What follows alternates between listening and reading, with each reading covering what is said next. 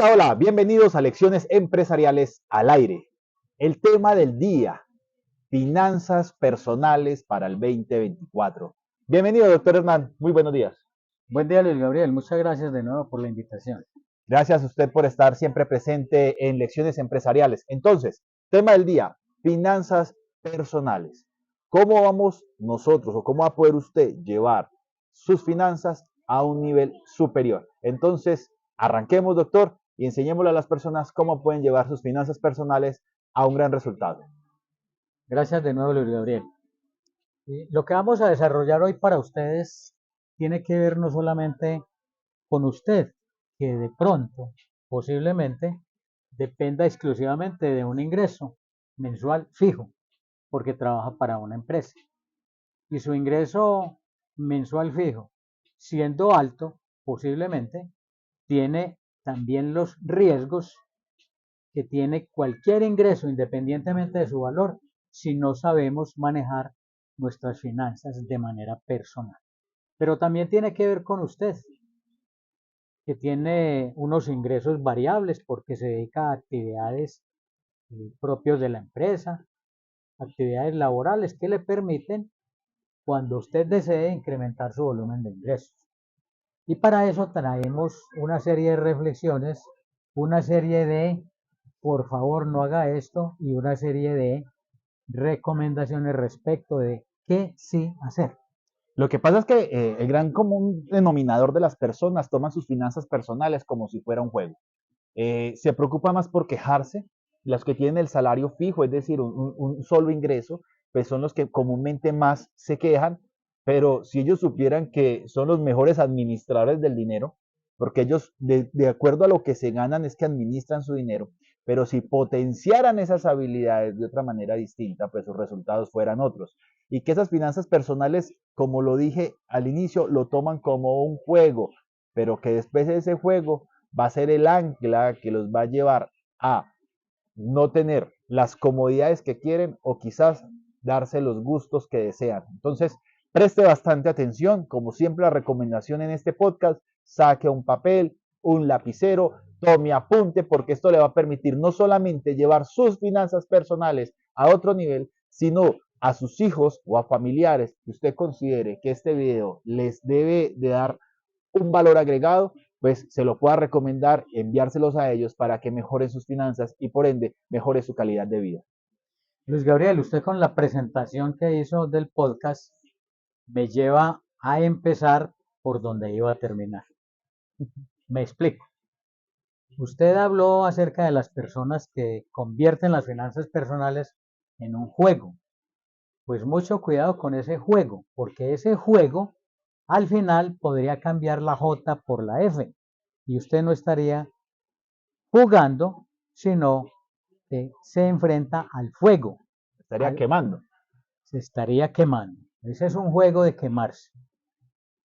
Pero la reflexión fundamental que había dejado para el final y que usted me obliga a traer al comienzo es esta. Las personas que normalmente se ocupan como empleados en una empresa, infortunadamente, Luis Gabriel, van adquiriendo un modelo mental, es decir, un estado de conciencia. ¿Y qué es un estado de conciencia?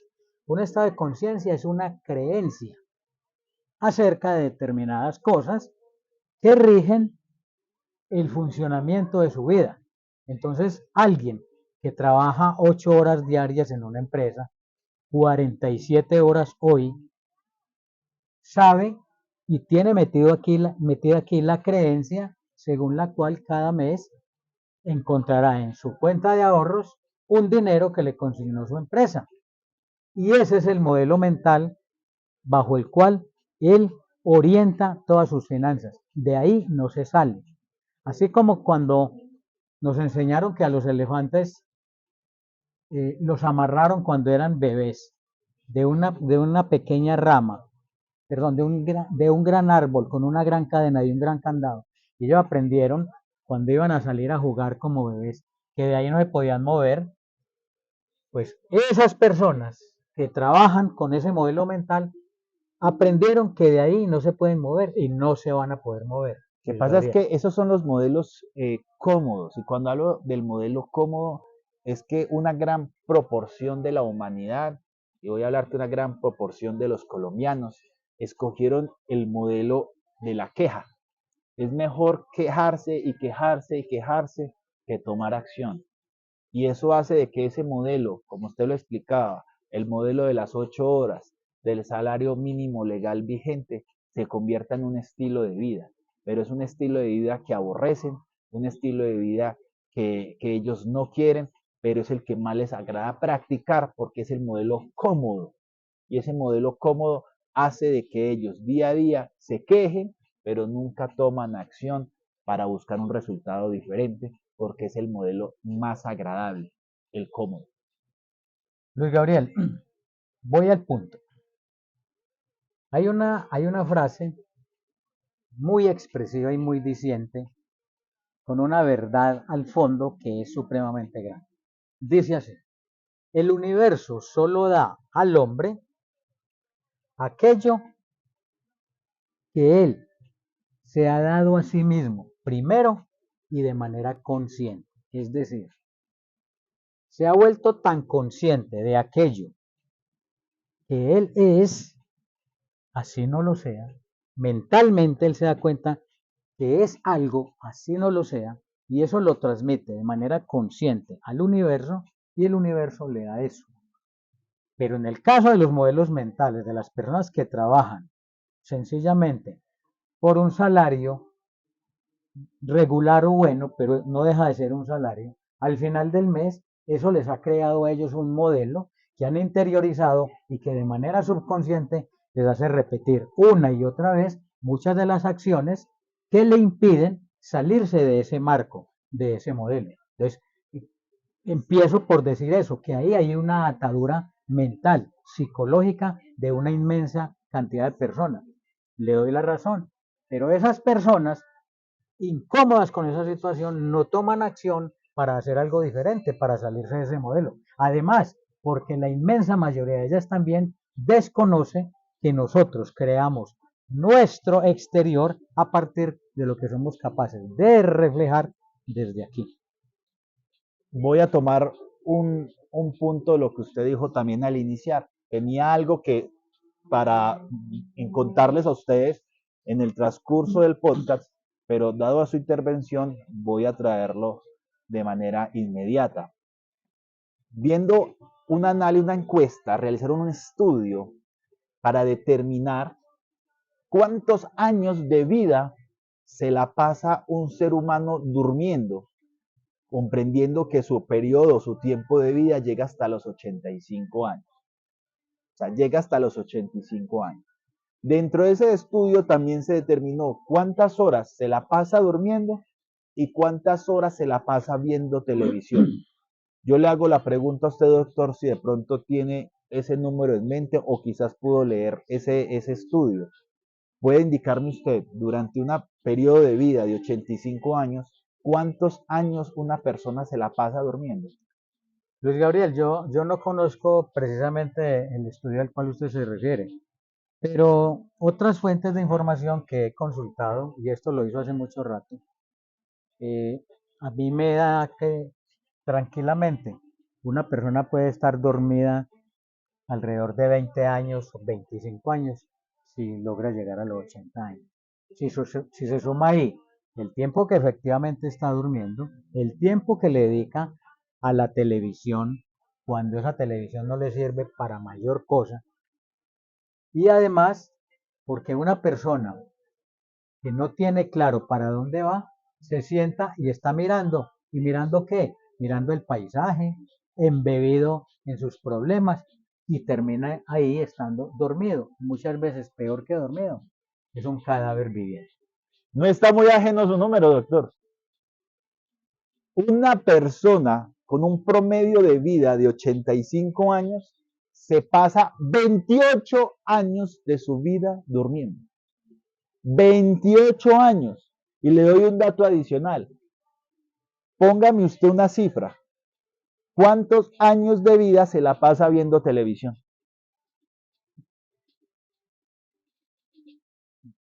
De esos, 15 años. 15 años, 12. Estamos hablando que 40 años de su vida, es decir, el 50% de su existencia, se la pasa dormido y viendo televisión. De ahí es donde yo indico que la gente adoptó el modelo cómodo de quejarse, de lamentarse, pero no tomar acciones distintas. ¿Por qué? Porque están dormidos. Dormidos. Y también hay una gran proporción en el mundo que le interesa de que usted siga dormido, de que usted no despierte.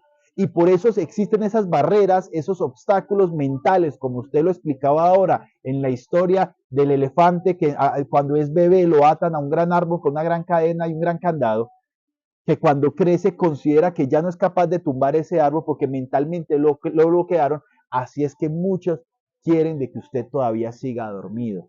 Y eso es una de las razones por las cuales nosotros hoy y mucho tiempo atrás decidimos realizar estos podcasts, es para despertarlo a usted. Imagínese que el 50% de su vida se la pase viendo televisión y dormido. Creo que no es justo para lo que lo crearon a usted, no es justo para todo lo que puede dar como ser humano y no es justo para su familia de ver de que la esperanza sea usted, pero que usted esté dormido o viendo televisión. Luis Gabriel, pero entonces vamos a las recomendaciones, sugerencias y demás que tenemos previstas para Al el tema, podcast. finanzas personales, lo que pasa es que para poder llegar allá tenemos que decir, hey, las finanzas personales no es para gente ni dormida, ni para gente que quiere estar pegada de un televisor viendo series, sino que las finanzas personales no es un juego, es algo que usted debe tomar en serio para que eso no se le convierta a usted en un juego. Bueno, entonces, procediendo de acuerdo con esto, Luis Gabriel, vamos a primero una serie. Es un invitado. No. Muy incómodo el invitado. Eh, Recomendaciones, Luis Gabriel, recomendaciones. Uno, evite los gastos hormiga. ¿Cuáles son los gastos hormiga? Aquellos que usted hace desprevenidamente cuando sale a la calle. Me voy a tomar un cafecito, me voy a tomar una gaseosita, me voy a tomar un juguito, me voy a tomar una cervecita.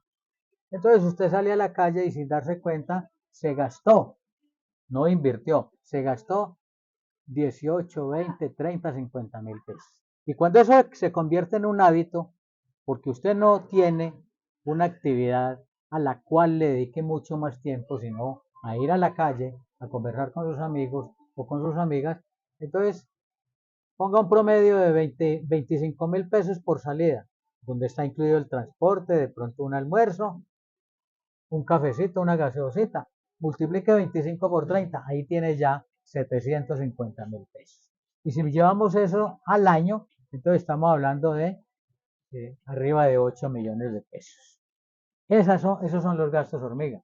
Usted no los valora porque cree que es una pequeña cantidad, pero cuando eso se va acumulando, se convierte en un gasto que empieza a afectar sus finanzas. Siga, siga. La segunda recomendación, evite las compras compulsivas. ¿Qué es un comprador compulsivo? Aquel que vio en la vitrina un nuevo par de zapatos. Ah, es que yo lo necesito. Yo quiero ese nuevo par de zapatos. No, hay un dicho muy popular de una mente pobre, es yo me lo merezco. O sea, esa se volvió la frase célebre para justificar una compra innecesaria. Es que yo me lo merezco. Y con eso justificamos una compra compulsiva que a veces es un problema psicológico, como por ejemplo, si usted ya tiene 4, 5, 6 pares de zapatos, ¿usted para qué necesita 40, 50 en un closet que a la final nunca los va a usar todos? Eso nos lleva a la tercera recomendación, Luis Gabriel. Evite el efecto demostración. ¿Y qué es eso? Resulta que usted, me imagino, vive como nosotros, con unos vecinos que están enseguida de su casa, en la esquina, al frente de su casa, etc.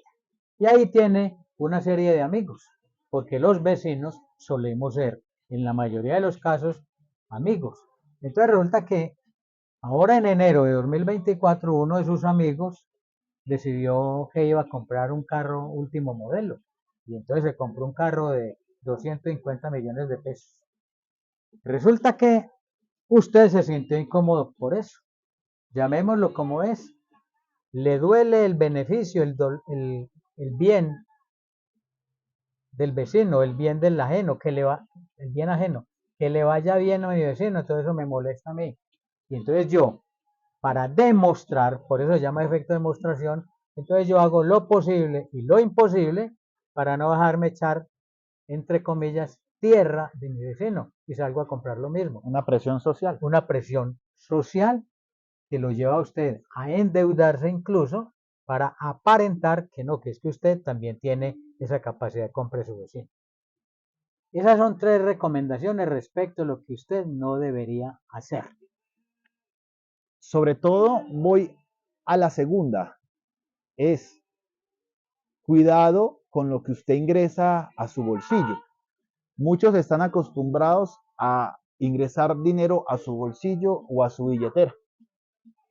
Salen y no tienen en cuenta en qué se gastaron su dinero. Porque pues una gaseosa no, quizás ellos pensarán que eso no hace un efecto pues que pueda ser negativo. Un cigarrillo, un postre, un café, pero que hacerlo repetitivamente, eso sí genera un hueco sustancial en las finanzas personales. Cuando usted no tiene claro qué hacer con su dinero, con qué es lo que usted puede o cuánto es lo que usted puede gastar para sus gustos personales, para sus lujitos, para sus salidas, pues no va a tener claro usted realmente cuánto puede gastar y eso al final de la operación le va a causar un hueco fundamental que le va a traer a usted y a su familia una crisis financiera y que por ende muchos comienzan a optar por medidas desesperadas. Algunos utilizan sus tarjetas de crédito, otros utilizan préstamos familiares o el método más arriesgado, el famoso paga diario o el gota a gota, para tapar esos huecos que usted, de una manera, llamémosla indiscriminada, en esos gastos hormiga, no le prestó atención durante el periodo de los 15 o los 30 días que usted tiene pues como ingreso de su salario. Bien, Luis Gabriel, pero como usted nos ve hoy, ya está pensando, bueno, ¿y qué hacemos? Entonces empecemos con algunas recomendaciones. La primera recomendación, haga un balance general de, su, de sus activos, y de sus pasivos y de su patrimonio. Le explico. ¿Cuáles son sus activos? Si usted tiene una casa que está valorada, digamos, en 200 millones de pesos, entonces esa casa forma parte de sus activos. Si encaja, o sea, entre sus bolsillos, su billetera y lo que tiene guardado en casa, tiene 4 millones de pesos, eso forma parte de sus activos. Si tiene una cuenta de ahorros en el banco, en la que tiene 8 millones de pesos, eso forma parte de sus activos. Sume también ahí las cuentas por cobrar que usted tiene pendiente a un familiar, a un amigo, a una empresa a la que le prestó un servicio, etc. Si tiene un vehículo, también súmelo ahí. Los muebles y enseres de su casa forman parte de su activo. Los electrodomésticos de su casa forman parte de su activo. Esa cantidad de posesiones que usted tiene o de aquellas cosas que tiene pendientes de cobro forman parte de su activo. Sume y no sé cuánto le da y supongamos que le da 280 millones de pesos. Ahora pasemos al lado derecho de ese balance que estamos construyendo. ¿Cuáles son las deudas pendientes de pago que usted tiene? ¿Cuánto valen? Las de corto plazo, las de largo plazo. Por ejemplo, esa casa la tiene porque está pagando una hipoteca. ¿Cuánto vale esa hipoteca hoy? ¿Cuánto le está debiendo usted al banco? Al final del total de activos, que en nuestro caso dio 280 millones, reste esa parte de los pasivos que ya hemos consolidado. Supongamos que debe 180 millones de pesos.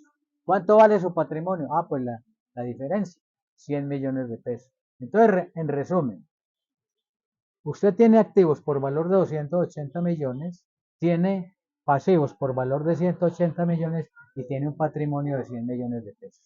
Con esas cifras, usted está empezando el año. ¿Cuál es el propósito suyo? Pues yo me imagino, como el de todos nosotros, o al menos quienes, como lo decía Luis Gabriel, estamos despiertos. Queremos que nuestro patrimonio se incremente. ¿Qué es lo que vamos a hacer para que ese patrimonio a 31 de diciembre de 2024 ya no valga 100, sino 120, 130 o de ahí para arriba? No sé cuáles serán sus pretensiones. Entonces viene la segunda recomendación. Elabore un presupuesto realista de los gastos y de los compromisos que usted tiene. Es decir, cuánto vale el valor de la hipoteca que debe pagar, cuánto vale el mantenimiento de su hogar por conceptos como la alimentación, el transporte, el pago de la salud, el pago de la escuela o universidad de sus hijos, etcétera. Ese presupuesto es el que le marca a usted el límite de los gastos en los que no puede incurrir. Si usted se atiene a ese presupuesto de manera exclusiva, pero se ocupa, ojalá, de que de sus ingresos pueda llevar un porcentaje, sugerimos el 10%, al ahorro, entonces usted con el paso de los meses se irá dando cuenta que sus pasivos van disminuyendo y que usted tiene un ahorro programado que está haciendo y que ya se ha convertido en una cifra importante. La siguiente recomendación equivale a decirle que con ese dinero que usted está ahorrando, empiece a dejarlo ahí como un fondo para imprevistos. El objetivo no es ese. El objetivo es que usted con esos ahorros pueda pensar en la constitución de activos personales, es decir, aquellas cosas que le pueden generar a usted unos ingresos adicionales para que incremente de manera sustantiva los ingresos actuales de los cuales usted depende. ¿Y a qué activos me refiero? Por ejemplo, si usted tiene la posibilidad de adquirir una nueva vivienda, pero no para chicanear, no para hacer efecto de demostración con su grupo familiar o el grupo de sus amigos, sino para que eso le genere una renta, pues bienvenida. Bienvenida a esa nueva obligación, porque es muy posible que los ingresos que le va a generar sean suficientes para pagar el valor de la nueva hipoteca y para tener ahí un soporte. Eso le va a permitir ya tener una proyección y decir que sin que el año haya terminado, usted tiene un nuevo activo que va a sumar dentro de la cuenta inicial, pero que además se va a corresponder con la cuenta de patrimonio y de una vez su patrimonio se estará incrementando. Y que todo lo puede resolver muy sencillo, vea. Si usted realmente quiere cambiar sus finanzas y optar por las recomendaciones que acá le estamos entregando, hay dos formas de hacerlo. Usted verá si va a una papelería y compra un libro de contabilidad, que eso podrá costar 8.000, 9.000 pesos si acaso. Póngale costoso 10.000, si ustedes son de los que les gusta coger el lápiz y el borrador. Pero hoy existen muchísimas aplicaciones que la gente solamente utiliza el celular para utilizar las redes sociales, para montar fotos o chicanear en ellas. Es, coja su celular, ya sea por Android o por iOS, y usted puede descargar aplicaciones que ya le hacen absolutamente todo. Usted solamente va registrando, va colocando qué activos, qué pasivos tiene y le puede hacer las anotaciones diarias de sus egresos y le puede indicar al final en qué se está gastando su dinero. Es decir, la tecnología ya está al alcance de cada uno de nosotros para facilitarnos la vida, pero salga de ese sistema cómodo de queja en la que mantiene o en el que mantiene usted para poder lamentarse y justificar el no evolucionar con sus ingresos. Continuemos. Luis Gabriel, me pego a lo que usted acaba de decir. Eso significa que nosotros tenemos que controlar. Lo decíamos en el video anterior. las cosas que se miden se controlan y lo que se controla crece. Cuando usted tiene ese cuaderno o esa aplicación que le permite saber cuánto dinero ingresó y al final de mes por dónde se fue ese dinero, pues usted tendrá la posibilidad de controlarlo. Y cuando usted controla ese tipo de gastos, usted va recibiendo una oxigenación adicional, porque usted se va a sentir mucho más tranquilo, emocionalmente mucho más confiado, creyendo en lo que usted es capaz de hacer y los resultados no tardarán en aparecer. Y que otro error común y una recomendación, porque van alineadas las dos, es que la gran mayoría cuando saca un porcentaje de su salario como ahorro, ese ahorro nunca lo tiene proyectado para que ese dinero genere dinero, sino que en su gran mayoría utilizan ese ahorro porque le dijeron que hay que ahorrar, pero la teoría se las dejaron inconclusa, no se la terminaron. Entonces muchos ahorran creyendo de que ese dinero es como un salvavidas para imprevistos. Y casi siempre ese dinero termina gastándose en cosas innecesarias. Pero si usted ese ahorro lo saca para que ese mismo dinero comience a generar un ingreso pasivo, que es un ingreso pasivo, que no, usted no tiene que estar trabajando o generando ese dinero por parte suya, sino que él solito va trabajando y eso le permite a usted tener un ingreso adicional. Entonces, cuando usted separe esa parte de ingreso como un ahorro, llévelo siempre buscando en qué inversión puedo hacer para que este me genere un ingreso adicional que no dependa de mí. Y allí ese ahorro comienza a tener un valor significativo en el futuro. Es necesario hacer una aclaración entonces, Luis Gabriel. Cuando me refería a que ahorre siquiera el 10% de sus ingresos, desde luego, en la medida de lo posible, eh, también me refería a que ese dinero, pues inicialmente puede ser eh, un fondo con el que usted podrá proteger algunos imprevistos que se pueden presentar. Pero el objetivo no es ese, el objetivo es que usted logre acumular un dinero lo suficientemente importante para que ese dinero no se quede ahí esperando a ver qué es aquello que lo va a obligar de manera imprevista a hacer uso de él, sino que el propósito es utilizar ese dinero para convertirlo luego en una nueva inversión. De esa manera, usted no solamente logrará incrementar su volumen de ingresos, sino que adicionalmente, ya con una solvencia establecida, usted podrá ahí sí constituir un fondo al que yo llamo fondo de seguridad.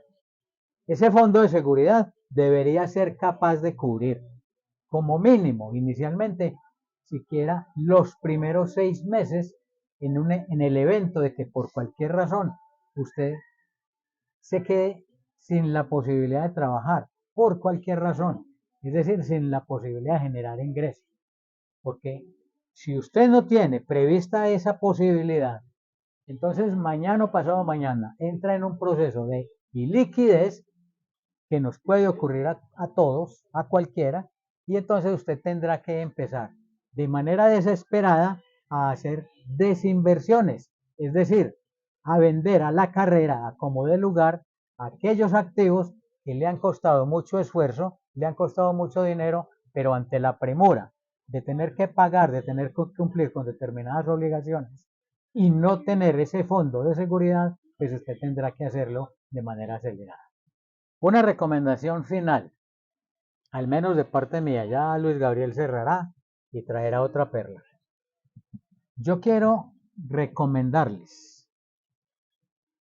algo en lo que se ha insistido mucho, pero yo creo que ha estado incompleto. Se nos dice que además, para poder aprender a manejar bien nuestras finanzas personales, debemos tener educación financiera. Yo creo que eso está incompleto y les voy a explicar por qué. ¿Qué es educación financiera? Para mí, educación financiera es el conocimiento, por ejemplo, del valor del dinero en el tiempo. ¿Qué es eso? Un ejemplo simple. Cuando usted va a comprar su casa, su apartamento, su carro, y lo va a comprar a crédito, también tendría la posibilidad de comprarlo de contado. ¿Cuáles son los cálculos financieros que usted es capaz de hacer para finalmente decidir qué es mejor para usted desde el punto de vista financiero? ¿Pagarlo de contado o pagar a crédito? Eso depende de lo que para usted sea el costo financiero de esos recursos. Si con ese costo financiero que usted tiene para sus recursos, usted calcula que el valor presente de lo que va a pagar a crédito es menor que pagarlo de contado, pues entonces usted pagará a crédito o a la inversa. En otras palabras, la educación financiera es para aquellas personas que han aprendido a hacer cuentas, no las cuentas matemáticas de 2 más 2 es 4, porque en el mundo de las finanzas y particularmente en el mundo de las matemáticas financieras o ingeniería económica, 2 pesos de este año no pueden ser sumados con 2 pesos del año pasado, porque nos enseñan que estaríamos sumando cantidades diferentes. ¿Por qué? Porque es claro que el dinero de hace un año no tiene el mismo poder adquisitivo del dinero que hoy tenemos. 1 millón de pesos hoy no tiene el poder adquisitivo que tenía ese mismo millón de pesos hace un año, o hace 2 años, o hace 3 años. ¿Sí?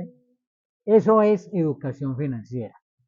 A través de la educación financiera, entonces usted podrá aprender a calcular cuál es el valor de la cuota mensual que va a pagar por un crédito que el banco le hace de 40 o 50 millones de pesos a una tasa determinada y a un tiempo determinado. Eso para mí es educación financiera. Por lo tanto, desde mi punto de vista, lo aclaro, desde mi punto de vista usted, teniendo una muy buena educación financiera, no es suficiente. Usted necesita adicionarle a eso inteligencia financiera. ¿Y qué es la inteligencia financiera? Es aquella que le permite a usted controlar las emociones para decidir racionalmente si va a comprar algo, por qué lo va a comprar, o abstenerse de hacerlo, porque hacerlo lo comprometería en pagos que usted no tiene hoy claro cómo los va a sufragar. A eso le llamamos inteligencia financiera. Entonces, si usted tiene educación financiera, pero no tiene inteligencia financiera para decidir si compra o no compra y por qué, entonces usted no hace nada con eso. Es igual a alguien que tiene educación financiera, pero no tiene inteligencia financiera. Usted puede no tener educación financiera, pero si tiene inteligencia financiera, podría irle mejor que aquella persona que sabe mucho de finanzas, pero que al final sus emociones controlan sus gastos porque no es capaz de decidir por fuera de las emociones, aislándolas, qué es lo que a usted le conviene en el manejo, en la administración de sus finanzas personales. Como recomendación, señores seguidores, usted debe de entender de una vez por todas que usted es su empresa. No hay una empresa más importante que usted mismo.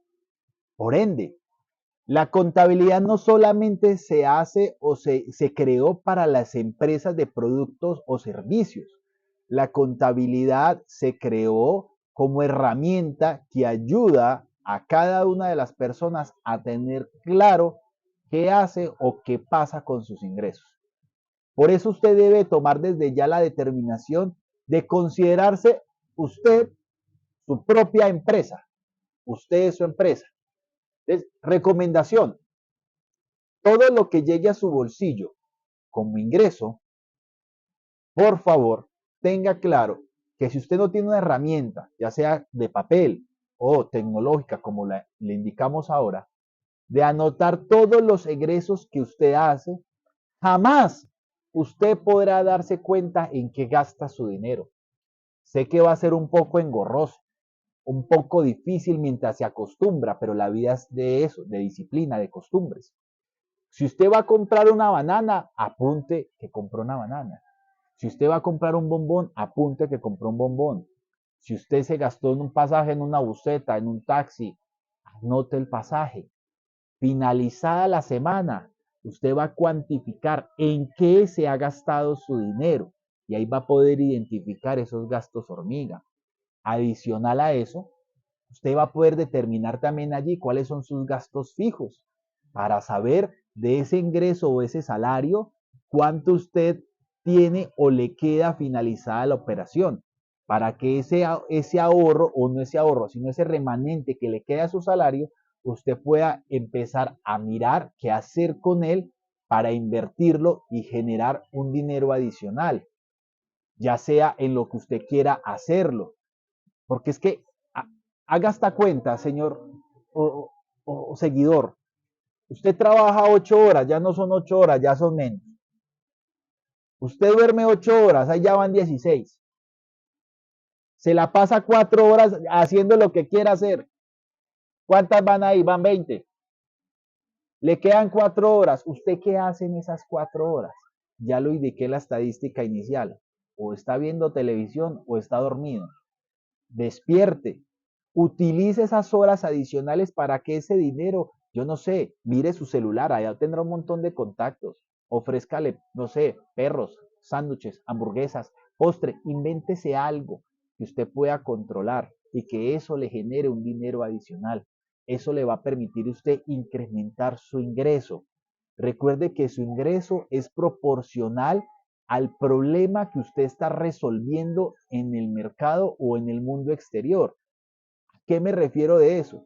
Si su problema o el problema que usted está resolviendo lo puede resolver cualquiera, su pago será proporcionalmente igual, es decir, el mínimo. Pero el problema que usted resuelva es un problema que muy pocos están resolviendo, su remuneración va a ser alta. ¿Por qué les explico esto? Porque si usted está ganando el salario mínimo, no se queje porque es que el gobierno no lo incrementó el 15, el 20 o el 30. Más bien preocúpese que el problema que usted está resolviendo lo resuelve mucha gente y por eso su salario es acorde a lo que usted está resolviendo. Y si usted está inconforme y necesita ganar más para poder incrementar más su calidad y su estilo de vida, más bien preocúpese por esas horas que usted está dejando o está desperdiciando cuando llega a elaborar, que casi siempre son 8 horas. En otros son menos, pero son muy pocos los que trabajan más, exceptuando quizás yo creo que las enfermeras o celadores, que son turnos casi de 12 horas, si estoy de pronto mal me pueden corregir. Entonces, recomendación es, usted es su empresa. Si está inconforme con el ingreso que tiene su empresa, que es usted, entonces mire y verifique qué es lo que usted está haciendo, qué problema está resolviendo o quizás mire dónde debe aumentar las horas para incrementar su salario. Cuantifique, escriba y detalle cada egreso que usted tenga día tras día. Verifique usted cuál es el remanente, es decir, qué es lo que le queda a usted después de haber pagado todos sus gastos y qué va a hacer con él a un futuro donde usted se va a proyectar, ya sea para darse una calidad de vida mejor, ya sea para invertir o ya sea realmente para usted dárselo a sus hijos en educación o lo que usted tenga previsto. Pero la contabilidad no solamente es para las empresas, la contabilidad también se hizo para que usted organice sus finanzas y organice realmente todo lo que tiene que ver referente a su ingreso. Muchísimas gracias por estar conectados con nosotros. Nos vemos en el próximo podcast. Que esté muy bien.